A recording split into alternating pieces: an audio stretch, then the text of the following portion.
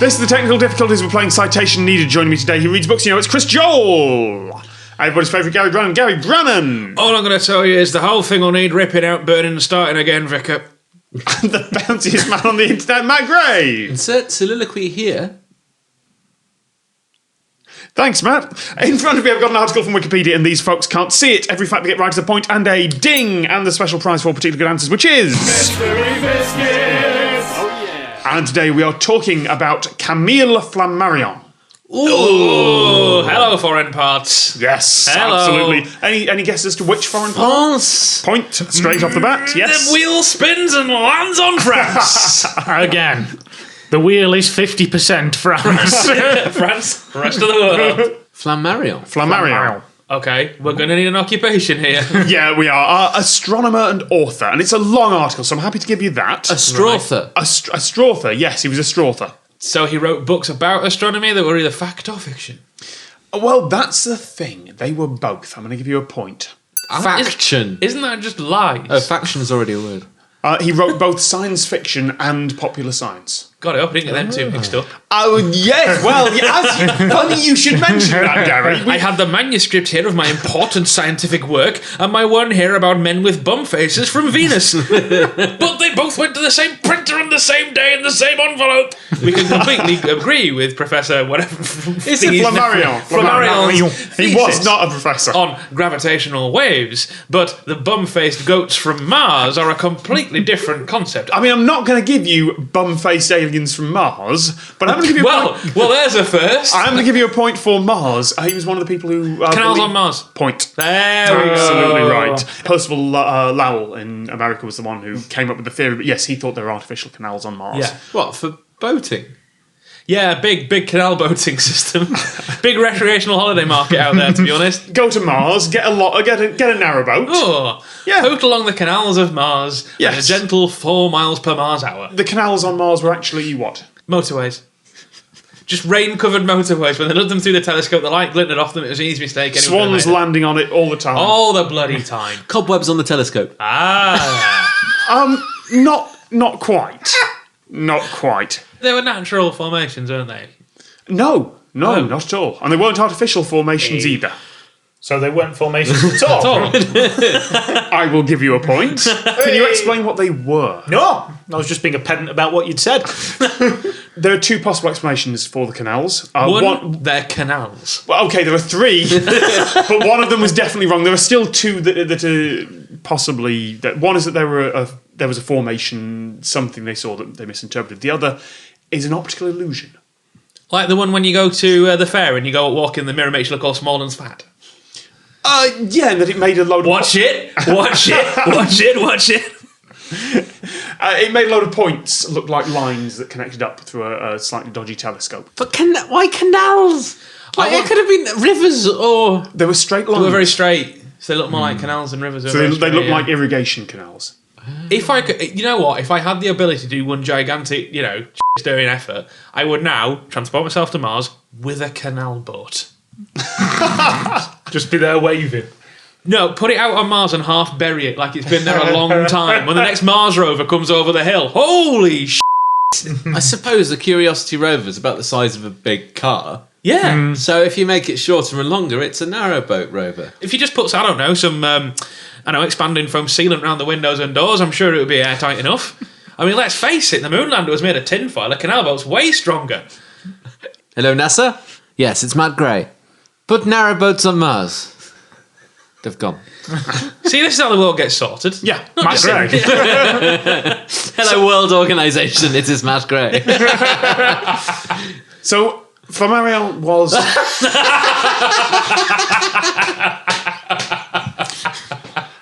going to try.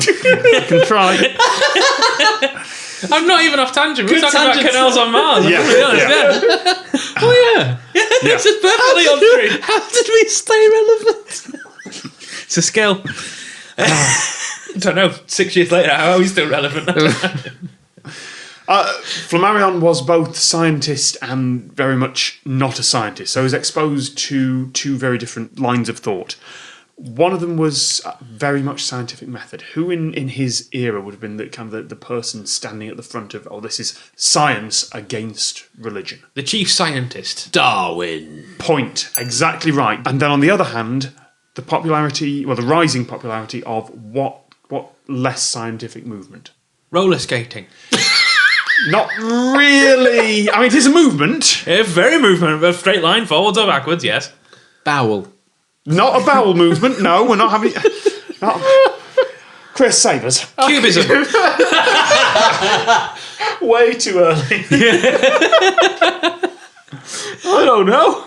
Spiritualism. The idea that you could... 3 times. Yes, the idea that you could talk to the dead. So he was astronomer, mystic, and storyteller in a time when those Liar, were... liar, and liar. No, astronomer. Oh. This is the thing. This is where astronomy and astrology hadn't quite sorted each other out Diverged, yet. yeah. So in 1907, he wrote that dwellers on Mars had tried to communicate with the Earth. Naturally. Okay. And also that Watt was heading towards Earth. Following cylinders. No one would have believed in the last years of the 19th century that canals on Mars were being observed. No, not in this case. Something from a little bit further out. Asteroids. Uranus. You're very close to the asteroid. Comet. Point. Comet is absolutely right. A seven-tailed comet. Are you sure that's not a very badly focused telescope again? Well, that was the thing. Yes. There was seems to be apparently swirling in a spiral. a small comet scene. It did not have seven. He's tails. using the kaleidoscope again, isn't he? They're in a formation where there's one at the top, one on each side, and there's an upside down one at the bottom. Oh, hell, giant spiders in space! Along those lines, 1910, what astronomical event revisited us? Halley's. Yeah, you got there first again, have the point. He caused a bit of a fuss, did Flammarion. Earth was actually going to pass through the tail of Halley's Comet for the first time. And we also, for the first time, had spectroscopic data on what it was composed of. Okay. So they looked at the light coming out of it to find out what... To find out what elements and what stuff was in the tail that Earth was going to pass Surprised through. they could do that then. Yep, 1910. It's the first time they were able to do it. So it was a close approach. We were passing through the tail. What did Flammarion say? We're all going to die. Point. But how? Bearing in mind they now knew what the tail was composed of and what some of the Poisoning, asphyxiation. Yes, no, absolutely right. Poison gas. There was a cyanogen, which is CN2. So it's brackets there, so it's 2 of each. Colourless toxic gas, and apparently he thought, well, that's in the tail of the comet. We're going to pass through the tail of the comet. We're all going to die. He was wrong. Hello. No way, really? He said it would impregnate the atmosphere and possibly snuff out all life on the planet. Did he use the words snuff out? I hope so. Being French, C'est snuff. I would have thought he would have done that in I French. believe that is a translation. C'est buggered. What did it cause? Panic! To a certain extent, yeah, I'll give you the point. Mild disquiet! Yeah. Witty headlines. A jump in a sale of wine. A jump in the sail of something. Lifeboats. Umbrellas. Wills. Gas masks. Point. Oh. Absolutely right. So in 1910, he essentially caused a slight panic buy of gas masks. Come in handy a few years later, eh? That's I refrained from making that joke. But yes, that was one of the things. And then he wrote a series of science fiction books, one of which was called Real and Imaginary Worlds. I'm going to guess it was more imaginary Say, than... I can only think of one real one he knew anything about. And he was also wrong. Now, we've talked about psychics and mediums and all this before. Several times. Several times, but the approach here was somewhat different. So we're looking for like the scientific analysis of ghosts. Point. Yes, he was looking at it from the scientific method. And, for the time, was remarkably sceptical. Okay. There is a wonderful quote here. It is infinitely to be regretted that we cannot trust the loyalty of mediums. They almost always cheat. Ah. How Now, very that dirty. doesn't mean he didn't believe it, but he was certainly very sceptical about it. He thought they were doing it the wrong way. He thought it might be possible, but... Yeah. What he needed wasn't a medium. And I know it'd be very hard to find in France, but he needed a well done. Hey! I'm not biscuiting that. I'm not. Oh, come on, I'm beautiful. not. That's good stuff. It's a rare thing in France. Have I mentioned before I've actually been to a spiritualist service? Is that like a church service? Yeah. No, he just took his spiritualist in for a tune-up. No, I actually meant The readings are a bit off. They need... I mean, this is a valid question. Yeah. As in, I went to be serviced by a spiritualist rather than... I'd had a day... That's very different, Matt. I can tell you now, that's not what happened. No, I've been out with a friend of mine. I'd had a few, I will admit this, and I walked past and there was a spiritualist church near where I lived, and there was a sign in the window saying, display of mediumship tonight. And I thought, in for a laugh. So okay. I snuck in, I went up, and then in the first floor of this building, there was like this church. They'd fit it out with pews and a pulpit and an altar and the lot. And this bloke was stood in the pulpit doing... effectively live spiritualist. This was the big religion of the early 20th century. This even took in Rudyard Kipling after his son was killed. There were thousands, people were really into it, and it still hangs on in certain parts. Is this like the American stuff? Yeah, exactly the same. Yeah, exactly. But he's doing like it was. I can't put it any different. It was. I was expecting any other word there. I walked in. I thought, okay, there's lots of older ladies in there, and I thought, well, as the new bloke in the room, if he wants to show off, he's going to pick on me because he could specifically. I'd had a few. I thought I was open to anything. If he can pick something out that he doesn't know, I'll be genuinely impressed. If nothing else, at his skill in cold reading. Yeah. He just stood there, and this is a mill town in the north of England, right, and goes, "Now I'm getting the vision of someone who worked in a factory." Maybe on some kind of cloth machine. They were called Edith. And at one point, someone would go, "Oh yeah, that was my sister's friend when I was younger." That far away a link. Now, he's saying something about money. I'm going, I could do this. Is there a problem with money? There was one where he said something like, "Is there a problem with a child?" And she went, "No. The readings are very fuzzy from the other side. Is there a problem with children or young people at all?" "No." "It's for the future." Oh, yes! And that's how you do it.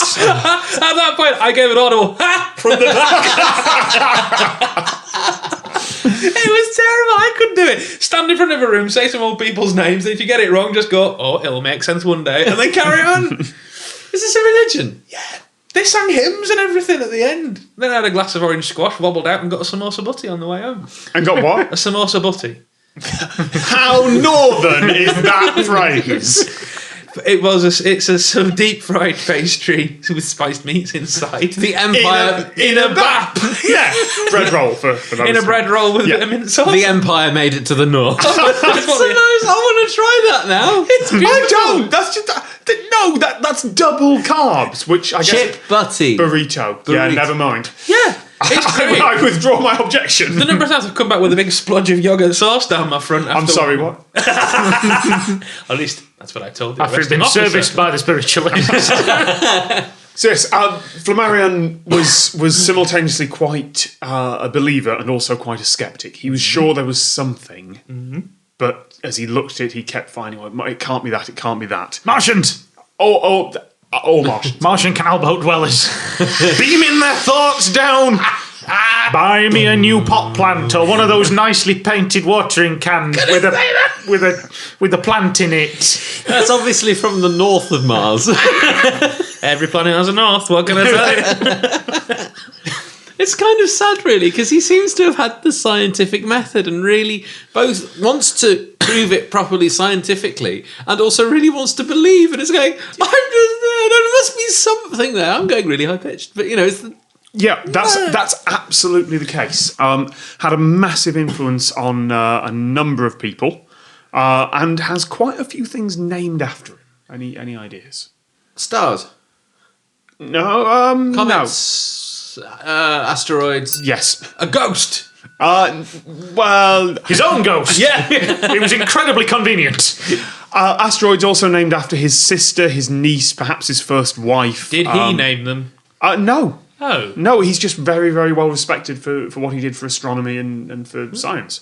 And also, not canals on Mars, but what else is named on Mars? Mountains. Volcanoes. The opposite. Valleys. There's a Craters. Point. Craters. Holes. Absolutely right. Upside down holes. Oh, yeah. As we Martians. I've said too much already. With that, congratulations, Matt. You win this week's show. Yeah! You win a highly expensive summary of the life of an American horror actor. Yep. It's Vincent Price's Very Pricey Pricey. With that, we say thank you to Chris Joel, Gary Brannan, Matt Gray. Bye-bye. I've been Tom Scott. We'll see you next time. Just hit myself in the face. Worth it. Whole day worth it for that.